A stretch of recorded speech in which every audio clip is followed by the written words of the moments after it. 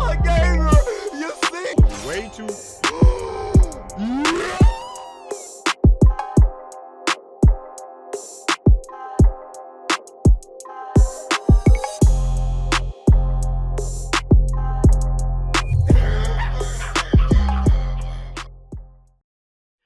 So I don't know about y'all, but while we have had some great games already drop this year, with some dropping soon or in the next couple of months, the main game that a brother got on his list is that Spider-Man 2.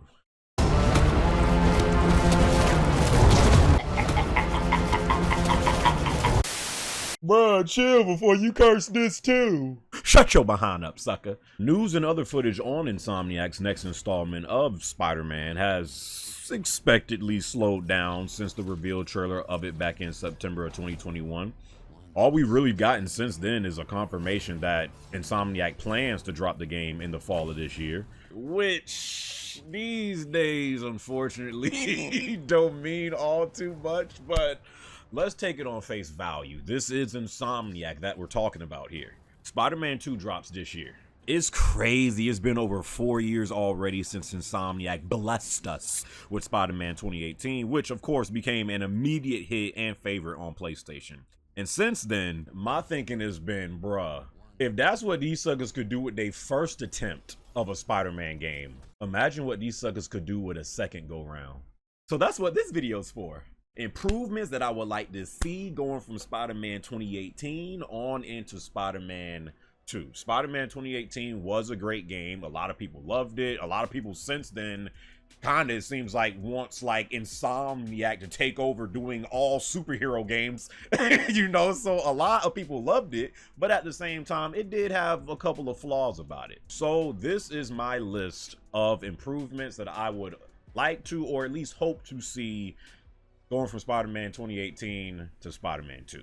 Before we start, however, Into the AM, which has been a sponsor of this channel multiple times before, has a bunch of new graphic tees like you're seeing now, and other clothing including joggers, sweats, hoodies, and more available on their site. Starting on March 27th through March 30th, there will be a site-wide clearance sale on multiple items if you're interested in buying anything. Visit Into the AM now. First off, better side missions. Side missions was one of the things that I felt like a lot of people was complaining about in Spider-Man 2018. I didn't think they were horrible, but they definitely could be better. I remember suckers always complaining about those Mary Jane side missions, which I didn't even feel like, maybe at least at that time, that you had to do too many of them. I only felt like you had to do them for a little bit, but yeah, those at times did, I guess, mess with the pacing. Oh my god, those screwball.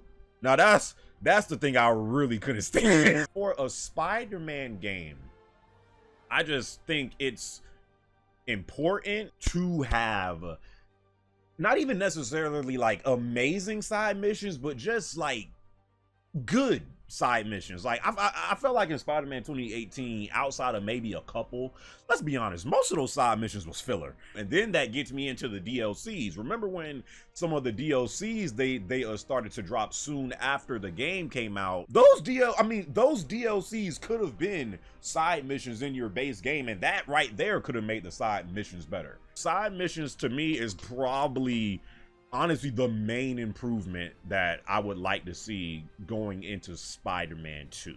A more refined combat system.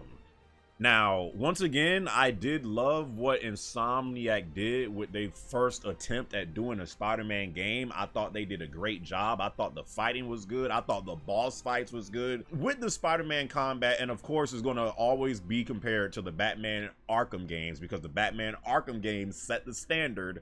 And with me recently replaying through the Batman Arkham series, yeah, Batman Arkham still got it. Those Batman, especially Arkham Knight, oh my goodness, bro, the combat in those games. So yeah, I definitely would like to see the combat be more refined. I felt like in Spider-Man 2018, again, though the combat was good, a lot of Spider-Man's hits just, you don't feel like the impact. It's not as impactful. The Batman combat is way more layered. There's way more advanced things that you can do, you know, once you grasp the combat. And in the Spider-Man game, it really just felt like you could use, you know, your spider drone, or you could use, you know, this or that. You just throw this out here and then you could, you know, attack while that's doing whatever. And that was really it. In those Batman games, you feel every single punch, kick, leg break, arm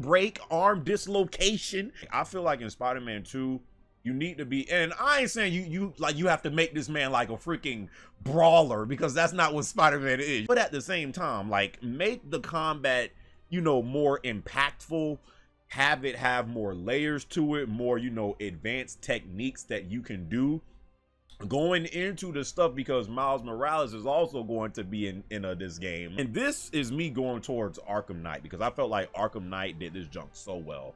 If they have moments in Spider-Man 2, which most likely they will, to where you are Peter or you're Miles and, you know, you're fighting alongside each other, they should have, they should adopt that same system that Arkham Knight had, to where you have double team takedowns. And, you know, you press whatever buttons and then y'all do a takedown together, and then you switch to playing as Miles or Peter, whatever. The way Arkham Knight did that junk so seamlessly in combat. Listen, there are no more original ideas, no more in gaming. There's no shame in it. Completely steal that from Arkham Knight. Put it in your game. You're gonna be compared to that game anyways, you know, with all of the Batman games. Put it in your game, refine the combat, make more advanced techniques of moves that Spider-Man could do, make his moves feel like they have more impact. Completely take use of all of Spider-Man's powers. Less use of villains. I don't know if this was something that bothered me. And this is honestly not even just in the games. You have been seeing this like recently in like the Spider-Man movies, probably since the Amazing Spider-Man movies with Andrew Garfield. I don't like how they use so much of Spider-Man villains to the point to where you can't really give a specific villain more screen time or just spend more time with him. In Spider-Man 2018, bro, they had the whole damn near Sinister Six. Like, they had Scorpion, Electro, Rhino, Doc Ock. They, like, you had Mr. Negative. Like, they had all these villains, which, and again, like, that Doc Ock fight I thought was amazing. I thought the Shocker fight was great. The Fisk boss fight, like, they had a lot of villains. I think in Spider-Man 2018, like, at one point, you, like, didn't you fight Vulture, Electro, and Rhino all at the same time? Or something like that. It was just like, what? Like, make the villains feel more dangerous, spend more time with them. Less is more. Like, you don't have to have like too many villains in the game at one time. We already know they're gonna have Venom in this junk. Most likely during the trailer that they was, you know, first showing us, is that Craven talking in the background. Most likely, you know, you might have all of the villains coming back from Spider-Man 2018. Going on to Venom, you know, yeah, that's another thing. That is another thing that if they do this, Lord have mercy. I need Venom gameplay, bro. Listen, I need that. I need that. Venom is gonna be in the game. Boy, if they allow you to play as Venom, just somehow. I remember back in the PS1 games and just seeing Venom, I was like, oh my God, why can I not play as this dude? I was like trying to get a game shark to see if you could play as Venom, all that. Like, I have been dying to have like a good Spider-Man game for freaking decades, with them allowing you to play as Venom. If Insomniac does that, and you're able to play as Venom at some point in time in this game, or if they do DLC missions, side missions, whatever. It's over! It's over, ladies and gentlemen! Bro, there is nothing else to be said. That would be my greatest wish. If they could do those 4 things. Which it sounds like a few, but it's actually like asking a lot. Man, This game could really, I mean, I don't know. Let me ask you guys, do you guys feel like Spider-Man 2018 is the best Spider-Man game made, like, ever? Because I do still see some people, you know, kind of still side with Spider-Man 2 on PS2. I don't know if that's those nostalgia goggles still speaking to them, or, you know, some people still do think that that is the overall still best Spider-Man game. But yeah, I mean, if Spider-Man 2018 again was already that good, like Spider-Man 2, especially if they do the stuff that I want, this junk could be the greatest Spider-Man game we have ever seen. And honestly, again, not comparing it to the Batman Arkham series, I feel like this game is going to like be the game that be like, okay, let's really actually compare the Batman series to the to what Insomniac is doing with the Spider-Man games. Because right now it's not fair. You got Batman, Arkham Asylum, City, Night, you got Origins. Right now, all we got is Spider-Man 2018, and I guess Miles Morales, whatever. With this game right here, I feel like we'll really be able to see, okay, let's see which one is actually the better superhero game from top to bottom. And if they do what a brother just said, yes sir, this jump might actually surpass the Batman games. And this ain't me putting my curse on it. Oh, gamer, you gonna curse it, bro? Shut up. No, listen, Insomniac does not miss. They don't. Like, these suckers don't make bad games. So if that was their first attempt at doing a Spider-Man game, could you imagine the levels, the peakness that these suckers are going to reach in Spider-Man 2?